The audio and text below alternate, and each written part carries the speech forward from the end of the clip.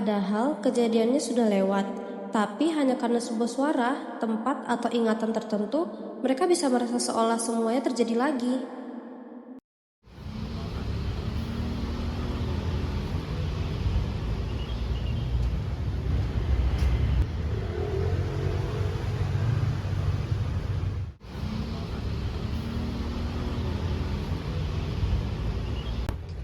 Aduh, kenapa ya? Tadi habis dengar suara itu langsung musik banget.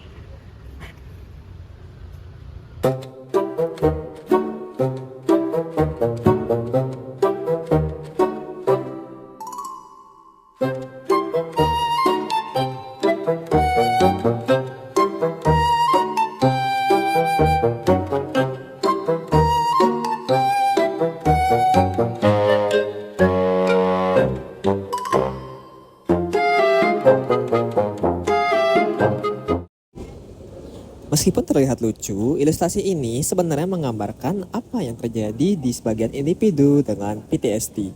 Penelitian menunjukkan bahwa bagian otak yang disebut sebagai amigdala, yaitu sistem alarm alami tubuh, cenderung menjadi lebih aktif ketika seseorang mengalami PTSD.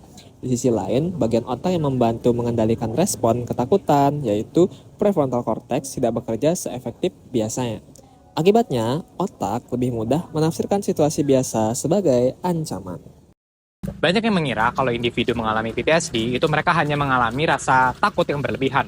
Padahal nyatanya lebih besar daripada itu.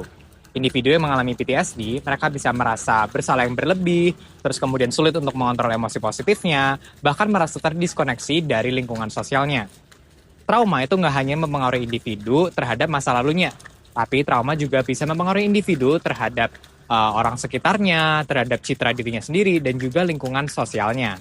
PTSD merupakan singkatan dari Post Traumatic Stress Disorder atau gangguan stres pasca trauma yang ditemukan pada tahun 1980.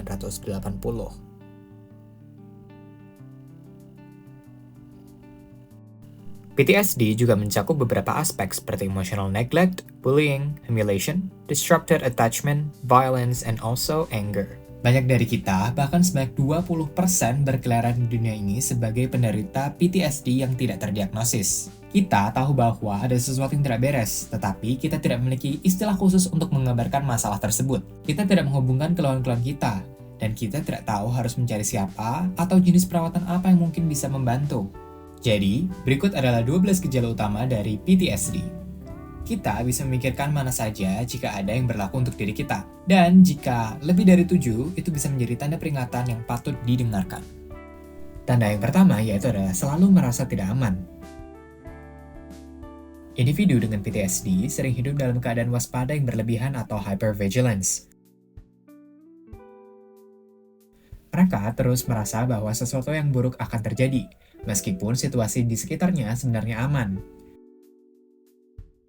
Pikiran mereka dipenuhi oleh kemungkinan-kemungkinan negatif seperti ditolak, dipermalukan, kehilangan, ataupun mengalami kegagalan besar dalam hidup.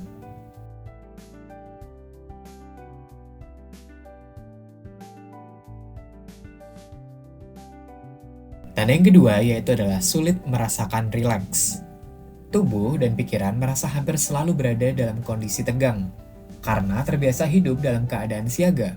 Mereka sulit untuk benar-benar beristirahat ataupun menenangkan dirinya sendiri.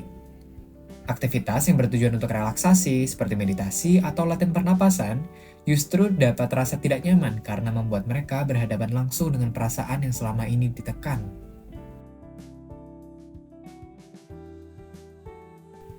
Tanda yang ketiga yaitu adalah mengalami gangguan tidur. Tidur seringkali tidak memberikan rasa segar ataupun pemulihan yang cukup.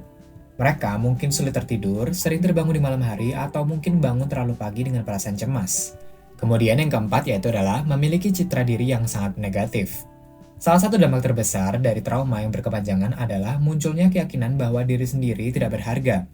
Individu dapat memandang dirinya sendiri sebagai seorang yang buruk, tidak dapat dicintai, aneh, atau mungkin bahkan menjijikan.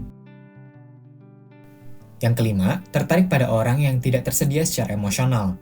Mereka seringkali merasa nyaman dengan orang-orang yang menjaga jarak secara emosional ataupun sulit membangun kedekatan.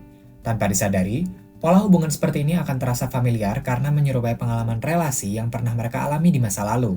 Akibatnya, mereka merasa cenderung menghindari hubungan yang hangat dan sehat. Keenam, yaitu adalah merasa tidak nyaman dengan keintiman emosional. Ketika ada seseorang yang menunjukkan perhatian, kasih sayang, atau ingin menjalin hubungan yang lebih dekat, mereka justru dapat merasa curiga ataupun tidak nyaman. Yang ketujuh adalah mudah kehilangan kesabaran. Individu dengan PTSD sering tampak mudah marah ataupun frustasi.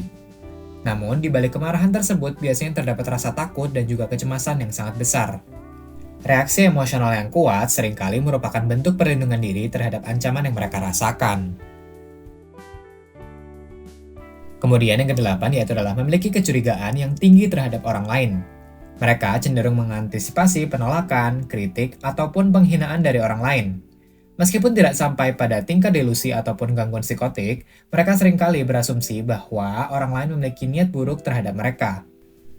Media sosial juga dapat memperkuat keyakinan ini karena memperlihatkan banyak contoh kritik, konflik, dan juga penghukuman sosial.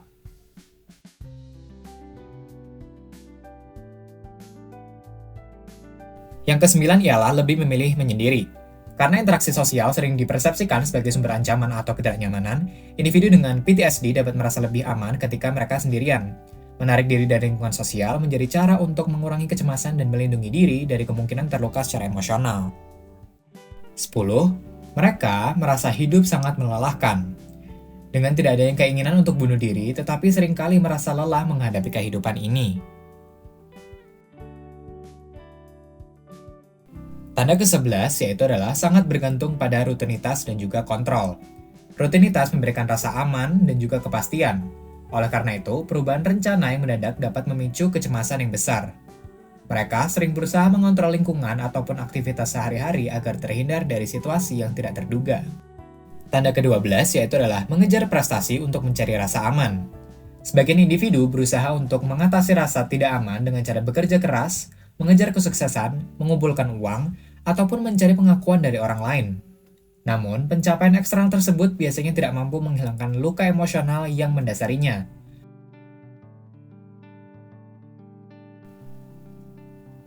Bahkan setelah berhasil, mereka tetap merasa tidak cukup dan juga mereka terus takut akan kegagalan ataupun penolakan.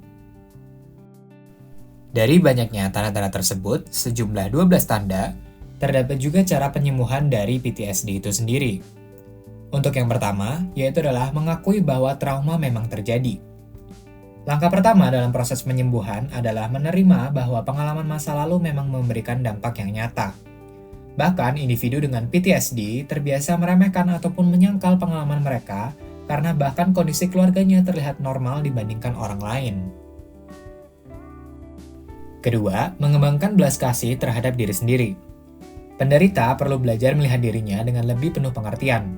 Mereka perlu menyadari bahwa berbagai kesulitan yang dialami saat ini bukanlah tanda kelemahan, melainkan konsekuensi dari pengalaman yang berat dan berlangsung dalam waktu yang lama. Yang ketiga adalah mendapatkan bantuan profesional. Terapi yang berfokus pada trauma dapat membantu individu memahami pengalaman masa lalunya, memproses emosi yang tertahan, dan juga membangun cara berpikir yang lebih sehat. Kehadiran terapis juga dapat memberikan pengalaman relasi yang nyaman dan juga aman bagi mereka.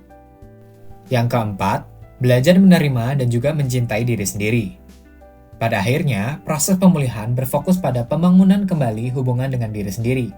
Jika trauma membuat seseorang percaya bahwa tidak ada ataupun tidak layak untuk dicintai, maka penyembuhan belajar dari menerima diri sendiri dan juga lebih penuh kasih, memahami luka yang ada, dan juga memberikan penghargaan terhadap diri sendiri sebagaimana layaknya diberikan kepada orang lain. Kesimpulannya, PTSD merupakan kondisi yang muncul akibat pengalaman traumatis yang berlangsung berulang dalam jangka yang panjang, terutama pada masa perkembangan anak.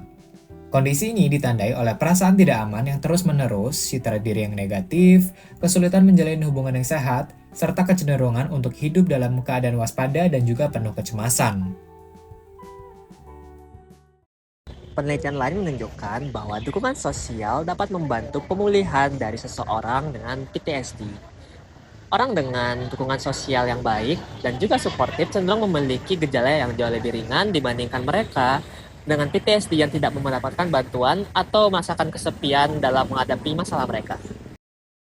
Menurut tinjauan ilmiah terbaru oleh Brian pada tahun 2023, orang dengan PTSD cenderung kesulitan membedakan situasi yang benar-benar berbahaya dengan situasi yang sebenarnya sudah aman. Akibatnya, sistem alarm tubuh mereka cenderung bisa aktif terus-menerus walaupun ancaman tersebut sudah tidak ada. Jadi bukan karena mereka sengaja yang mengingat kejadian itu terus-menerus. Oh, bukan. Justru otak mereka menjadi sangat sensitif terhadap berbagai hal yang mengingatkan mereka terkait pengalaman traumatis mereka. Selama bertahun-tahun, PTSD seringkali dianggap hanya mempengaruhi ingatan traumatis yang sulit dilupakan. Namun, penelitian terbaru menunjukkan bahwasanya PTSD dapat mempengaruhi cara kerja otak lebih lanjut terkait dengan cara memproses ingatan, emosi, dan juga rasa aman. Kabar baiknya, PTSD merupakan kondisi yang dapat ditangani. Berbagai penelitian menunjukkan bahwa terapi berbasis trauma seperti Cognitive Behavioral Therapy ataupun CBT dan juga Trauma Focused Based CBT memiliki efektivitas yang baik dalam membantu individu mengurangi gejala PTSD.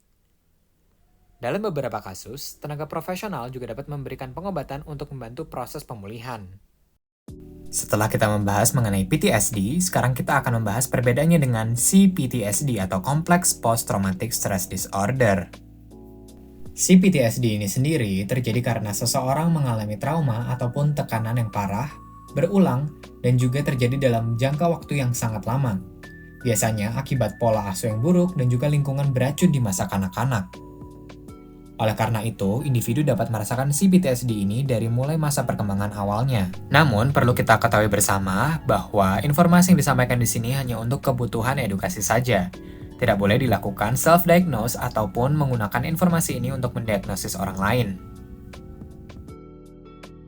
Sekarang kita akan membahas ke-11 tanda-tanda dari gejala CPTSD. Yang pertama adalah physical symptoms. Trauma tidak cuma terjadi di otak, tapi juga terjebak di dalam tubuh. Penderita CPTSD seringkali mengeluhkan sakit fisik yang aneh tanpa penyebab medis yang jelas, seperti sakit kepala ataupun migrain kronis, nyeri dada yang secara tiba-tiba, masalah perut seperti mual ataupun gangguan pencernaan yang terjadi secara terus-menerus. Yang kedua adalah merasa tidak berharga ataupun putus asa. Karena sering disalahkan ataupun diabaikan di masa lalu, ada suara di dalam kepala yang selalu berbisik bahwa diri mereka adalah sebuah kegagalan. Mereka merasa tidak berharga, kehilangan harapan akan masa depan, dan juga seringkali dihantui oleh rasa malu yang mendalam atas keberadaan diri mereka sendiri. Yang ketiga adalah menarik diri dari lingkungan. Penderita CPTSD merasa sangat berbeda dari orang normal pada umumnya. Ada keyakinan bahwa mereka nggak akan bisa paham dengan apa yang akan mereka lakukan. Perasaan terasing ini membuat mereka memilih untuk diri sendiri yang diisolasikan dalam interaksi sosial, meskipun di dalam hati mereka sebenarnya merasakan kesepian. Keempat, hidup terasa berantakan di berbagai sisi. Trauma yang belum sembuh ini merembet ke segala aspek kehidupan. Mereka kesulitan mempertahankan fokus di sekolah, produktivitas kerja sering hancur, dan performa sehari-hari terasa tidak stabil karena energi mental mereka habis terkuras untuk menahan emosi negatif.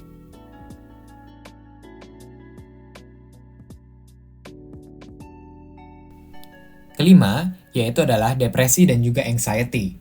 CPTSD hampir selalu berjalan beriringan dengan gangguan kecemasan, anxiety, dan juga depresi. Suasana hati bisa mendadak drop parah ataupun mood swing diikuti dengan rasa cemas berlebih ataupun panik, dan juga datang tanpa alasan yang jelas. Keenam, selalu curiga dan berprasangka buruk. Karena rasa aman mereka pernah dihancurkan oleh orang terdekat di masa lalu, otak mereka otomatis memasang mode bertahan hidup. Mereka menjadi sangat paranoid dan curiga bahwa setiap orang memiliki niat jahat, sedang memanfaatkan, ataupun menyembunyikan sesuatu dari mereka. Kemudian ketujuh, emosi tidak stabil dan juga sulit ditebak. Kemampuan untuk mengatur emosi ataupun emotional dysregulation penderita CPTSD sangat terganggu. Mereka biasanya sangat terlihat senang di satu waktu, lalu mendadak menangis histeris ataupun meledak marahnya hanya karena masalah sepele yang memicu ataupun trigger ingatan masa lalu mereka. 8. Malas ikut komunitas ataupun kelompok. Berada dalam kelompok besar, organisasi ataupun komunitas terasa sangat mengancam dan juga melelahkan. Mereka cenderung untuk menghindari kegiatan kelompok dan lebih memilih menjadi loner ataupun penyendiri. demi melindungi diri sendiri dan juga konflik ataupun penilaian terhadap orang lain. Kesembilan, selalu menaruh ekspektasi terburuk. Otak penderita PTSD adalah ahli dalam membuat skenario terburuk. Jika ada rencana berubah sedikit saja, mereka langsung berpikir hidup mereka akan hancur.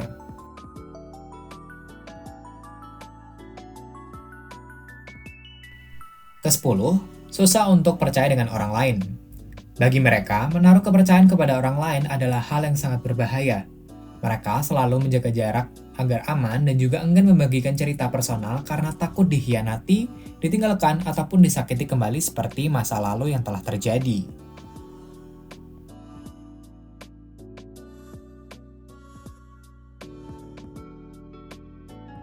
Kesebelas yaitu adalah merasakan tidak ada orang yang bisa memahami mereka.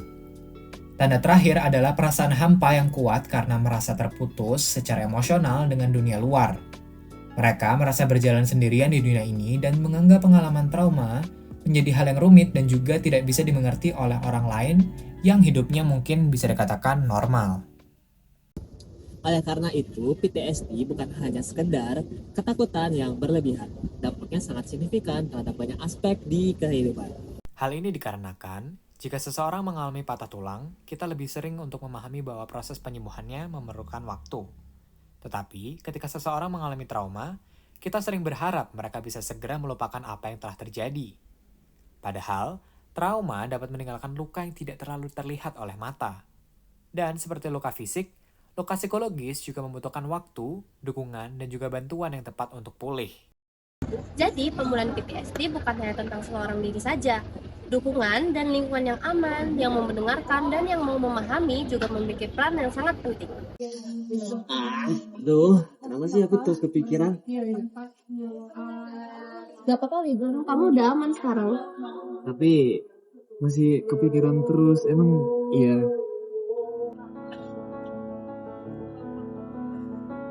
It's okay, nggak apa-apa. Pasti semua orang pernah ngerasa kayak gitu kok. Nantinya pasti juga berlalu. Kan kamu punya kita semua.